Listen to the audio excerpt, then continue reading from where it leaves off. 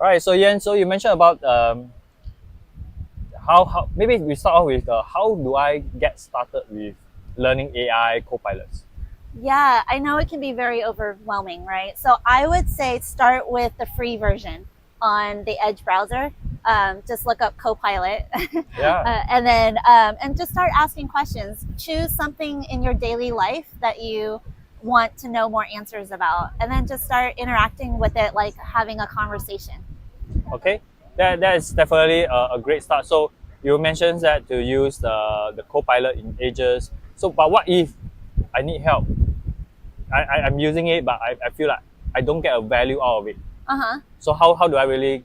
Is there a place that I can go, or how do I really uh, get help with like prompting and stuff?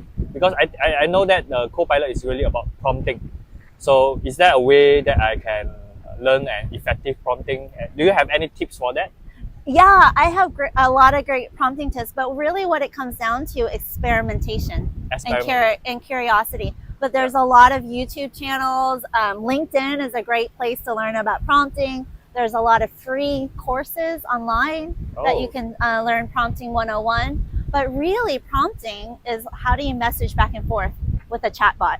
yeah. I would say when I learn about prompting, it's really about communication, right? Yeah. It's like how I communicate with you. I got to be clear, right, on all the things that I'm talking to you. Yeah. So some of the things that people, when they get stuck because they're so used to typing Yeah. and they don't know how to like have that conversation, you can use the voice dictation on Copilot and just turn it on and speak to it like you're having a conversation. So instead of Ah, typing it, you just say it. You speak to it like we're speaking now. And sometimes yeah. that's easier for people. Yeah, so because I believe the co-pilots they have a lot of the accessibilities in there as Yes. well.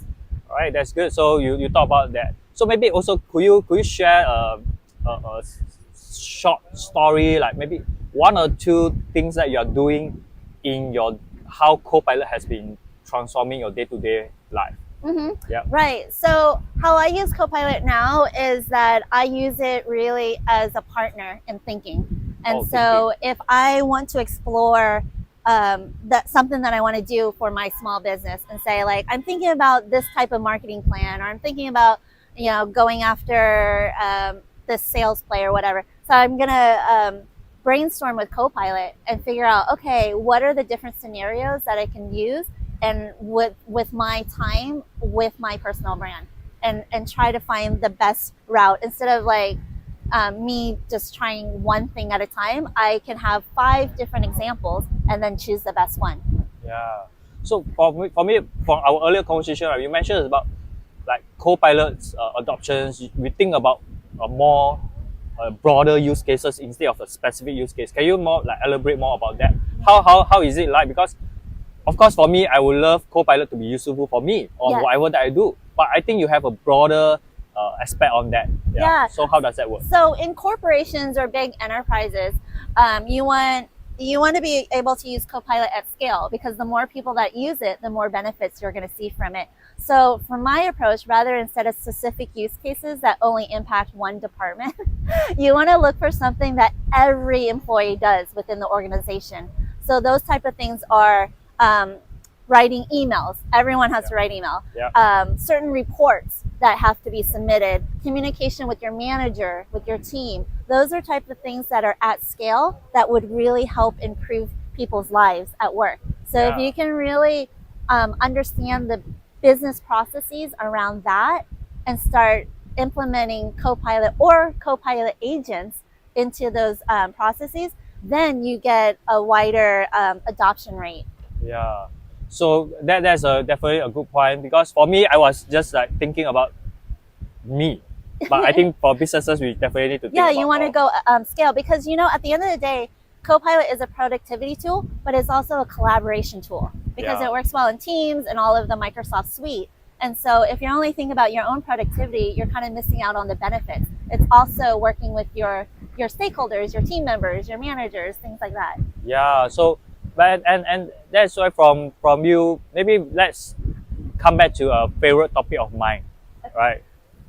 How do you think AI is? Maybe I would say do you think AI, because this is, I always get asked by my learners, right? When will AI replace my work? So what do you think about that? I don't believe in replacing. Okay. I think it will change your work. It's going to change everybody's work, but I don't believe in replacing. Okay, so what do you believe in? I believe that it's going to change how we view work, do work, the way we interact with each other, the way we interact with these AI tools. Yeah. So we know that change is given. Like we're all going to have to change. And Yeah. so for those who do not change, they're going to have to go do something else. Yeah. Okay, so I think that is a really good point. And I think probably that's all. Good. Okay. So thank you.